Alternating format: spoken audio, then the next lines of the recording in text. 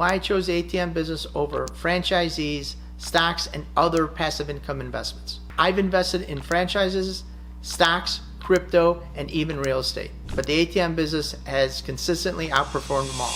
The investment world pushes options that benefit franchisors, stockbrokers, but not you. But after testing dozens of income streams, I discovered why ATMs deliver while other investments only promise. By the end of this video, you'll understand my personal investment framework that led me to focus heavily on ATMs instead of traditional options. These insights may save you years of expensive trial and error that I've already done. Point number one, franchises. When invested in franchises, there's many different kinds of franchises. There's service business franchises like plumbing or carpet cleaning. There's restaurant businesses like Culver's or McDonald's. All these franchisees, what you have to do is you have to go through a vetting process. You have to have a minimum of investment depending on what type of franchisee that you choose. You could start it out as little as $25,000 maybe for a carpet cleaning or a plumbing business, as much as up to a couple $1 million for, let's say, a McDonald's or something close to a restaurant business like McDonald's, Subway or Panera Bread. And then you'll be vetted financially, and then what they'll do is you'll put you on a list, and let's say if you're going to do a Panera Bread, they're going to tell you we're going to have these spots of I don't even know if Panera's doing it anymore, but a Panera Bread where they'll say, well, we're going to have this geographic area open, and then you'll look for a store, you go through build out, and then during that time they'll find you a location. You will then go into the store, get the build out, get all the necessary permits with Panera or whoever it is, and then once the store is built, then you'll be trained. Their staff will come in there, train you. Now the good part about the franchisee is you have a proven merit of success. They come up with the menu, they tell you where to buy the food, they tell you how to lay out the store, they find the best place that you can build the store. So those are all good positives on that. But you have to do exactly what they tell you to do. And then you give a percentage of your, and I don't know about Panera Bread, but on most franchises, you give a percentage of your sales to the franchisee. That's what you're buying into. And they will tell you exactly how to do it and make sure that you have the minimum amount of hours in the store. Let's say Culver's, which is a popular Midwest brand, you have to be in the store a certain amount of hours before you can build up your portfolio. So I have a friend, he's got a couple Culver's. What happens is they can only spend so much time in the store, so he can only have 2 stores. If he wanted to do more, he's not able to at the current stage of the Culver's franchise. I had a friend who had McDonald's. They had 14 McDonald's. He didn't have to spend time in each store. He was able to successfully build on one McDonald's after another. But you will have to have a minimum of amount of money to invest in some of these franchises. For the restaurant, again, there are other littler franchisees that you can buy, like plumbing or carpet cleaning. Now we have stocks. In the stock market, there's a bunch of different ways you can go: puts, calls, options. You can just buy a certain company, or you can buy index funds, like you can buy part of the S&P 500, you can buy the NASDAQ, you can buy the Dow Jones, which is what they call the big board. You can pick and choose whatever you want. You can buy mutual funds. So there's an array of stocks to buy in different indexes that you can buy from. My advice has been, through getting beat up through the years, is how aggressive of an investor you want to be. Are you going to be looking at, some people are day traders, to people who just buy a mutual fund and they invest. Now, a mutual fund is a collective of a bunch of different companies. Same thing with an index fund. So it's just which way you're going to go. A good return on investment is somewhere between 8 and 12% on an annual basis. That's the investment that you're looking for to be successful. And are you going to look at it every day, or are you going to be an aggressive investor or a passive investor? My suggestion, if you're going to do any investment in the stock market at all, is buy companies that you use. Let's say like Meta or Facebook or Netflix or Chipotle. Do something that you know, so if you're part of that and if the company starts not performing to your liking, let's say the Chipotle and the food starts to get really bad, then you're like, you know what, I'm going to get out of this investment because the food is bad. And then you have that knowledge firsthand because you're a consumer of that product. If you're going to pick individual stocks, I think a better, safer investment, again, I'm not a broker, is to just go with a index fund that's parallel. Let's say if you buy the S&P 500 or the Dow Jones or the NASDAQ 100, that's a safer investment because you're not picking and choosing winner or losers. You've got the whole market to invest in. Now, this gives you time. So number 3 would be crypto. Crypto, when I started looking at it, it was around 3,000. Currently, when this video is shooting, I looked at it, it's just a little over 100,000. But about a month ago, it went down to 80, and then it went up to 50,000. It went down to 8,000. So as I've been watching it, being part of it, it has went from 3,000 up to 100,000 and back down numerous amount of times. Very volatile crypto, and we're only talking about Bitcoin when I'm talking about this. There's other cryptocurrencies. I don't know how many there are, hundreds and hundreds of different crypto coins that you can buy and sell, hold and trade. So it's on what your level is, but it's cryptocurrency is very volatile. And one of the challenges with crypto is you might have a wallet, you might have hundreds of thousands of dollars in there, and then the wallet disappears. People's cryptocurrency gets stolen all the time. So it's a very volatile market, and what happens is you could lose your wallet at any given time. I've seen it happen. People had thousands of dollars and then it was gone. So one of the things, although it is very exciting as it goes up and you're like, oh, I could be a gazillionaire overnight, sometimes people lose their wallet and then they don't have any money at all. Last but not least for this video is real estate. I've done everything in this market, from fix and flips to buy and holds to commercial to residential in this market, to crowdfunding. Real estate, we try to diversify our investment a little to get into this market, and it just depends on what area. There's so many different areas in real estate, but most people, they want to buy some kind of apartment building or some kind of commercial real estate, or they get excited about fix and flip properties. So that is most of the time what people are talking about when they talk about real estate, is buying and selling. So I'm going to introduce my personal investment evaluation principle. This principle consists of these factors: control, scalability, time requirements, startup costs, and maintenance needs. For the principle on investing in franchises, okay, so you don't have a lot of control as a franchisee. You pretty much do exactly what the franchisor tells you to do as a franchisee. You follow their playbook. That's why you're buying into that, because they have a proven amount of success.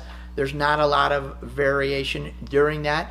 And for somebody who either wants control of their business, is very challenging because you don't have any control of what you're doing.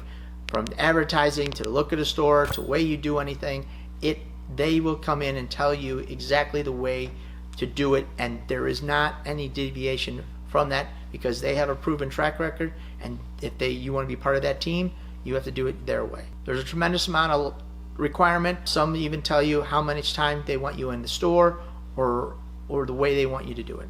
So there is minimum requirements even to think about getting into the game, to get vetted. They want proof of funds, how much money you have, and they want backup in case things go sideways during the store, or with the franchise, they want to make sure that they properly vetted you and that you have a backup financial commitments just in case they need those funds. And then there's ongoing maintenance needs for the franchisee.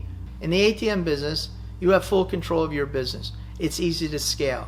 There is a little bit of a time requirement, but not as much as it's going to be on your time for you growing your business. Nobody's going to tell you to be in the ATM business to grow the business. I'm going to tell you should, because it'll help grow the business, but nobody is going to mandate that you're going to spend a certain amount of time in that business to grow that business. So now we go to stocks and crypto. Stocks is you have little control. What you're doing is you're buying, same thing like the franchisee, you're basically buying in somebody else's company. You don't have any control of the way the company performs. You only have control of your investment in the company. You have how much investment you're going to put into their company. You don't have any control of what the company does. There are board of directors meetings, or they have a stockholder share meeting once a year, or sometimes more.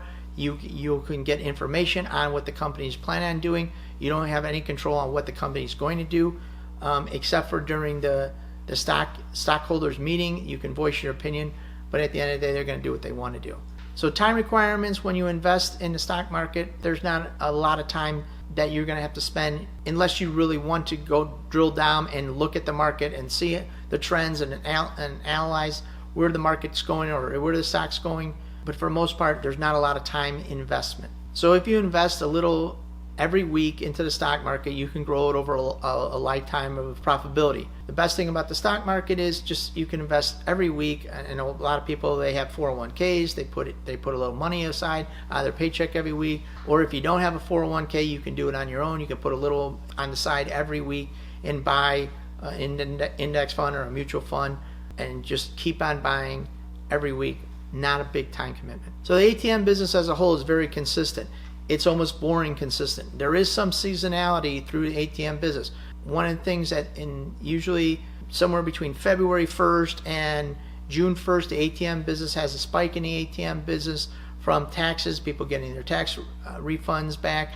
March and half of April is one of the best seasons in the ATM business. Summer is always a good season for the ATM business. A lot of ATM transactions as people, especially from the north, people kind of hibernate a little in the winter, but they get out when the sun comes out and it gets warmer. So real estate business, if you're buying, you do a buy and hold, you buy an apartment building, you buy commercial property, you will have service or tenant maintenance headaches. The tenants are going to call you with problems on the real estate. Toilets backed up, windows don't work, roof leaks. There's always going to be tenant issues. Now, you can avoid some of these tenant issues by hiring a property management. They take care of all your headaches, no phone calls, but they also take anywhere from 8 to 12% of your revenue every month. So, do you want to pay? Do you not want to pay? That'll be a question for you. Keep in mind, they get a stock number every month, so if the rents aren't where they need to be, you could end up losing money from the real estate. All right, on control of the property, you will have control in your property. You can control who rents, who doesn't rent. Scalability, it takes time to scale the real estate business because you have to wait for the property to appreciate so you can leverage that property to go on to a new property if you choose to do that and leverage one property after another. That's how a lot of people do that, and they grow their real estate portfolios. They're leveraging their first property to get their second property, and then they're going to leverage those two to get the third, and so forth and so on. It takes a little time to do that, but it can be done, so it can be scaled, but it takes a lot longer. In the ATM business, the cost of the ATM is pretty consistent, and you can just go out as soon as your first ATM pays for it, you can get the next one, and then it becomes easier to scale, and it's minimum investment to make maximum returns. So startup costs for real estate, it's usually a lot. Now, there is ways to minimize that.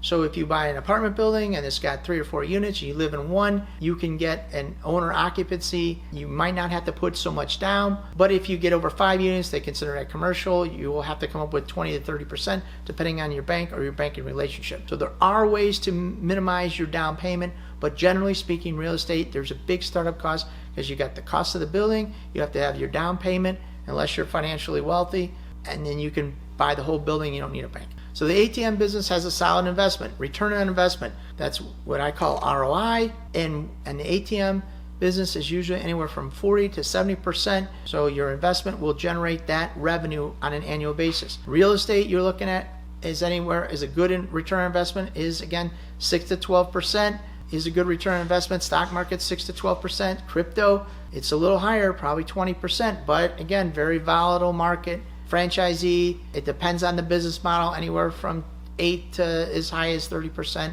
depending on what franchisee you're looking at, how much are they going to take, and what's your startup cost. So the ATM business gives me the best in these 5 areas: control, startup cost, time management, maintenance, and scalability. My journey through these other investments was not a waste. It was a great educational system for me to learn about different businesses and how to apply those knowledge of those businesses to the ATM business. And I also applied my knowledge of the ATM business and how I approached those businesses to make sure that I didn't lose money while respecting your time and sanity. If you're thinking about starting your own profitable ATM business, I want to invite you to our free checklist entitled ATM Business Passive Income Checklist. The 5 things you need to know to start your profitable ATM business so you can have a roadmap towards ATM proven success. You can earn between $250 and $1,500 of passive income every single month. If that sounds exciting to you, click the link down below and start your ATM journey today. Don't forget to like and subscribe to our channel, and we'll see you at the next ATM Mastermind video.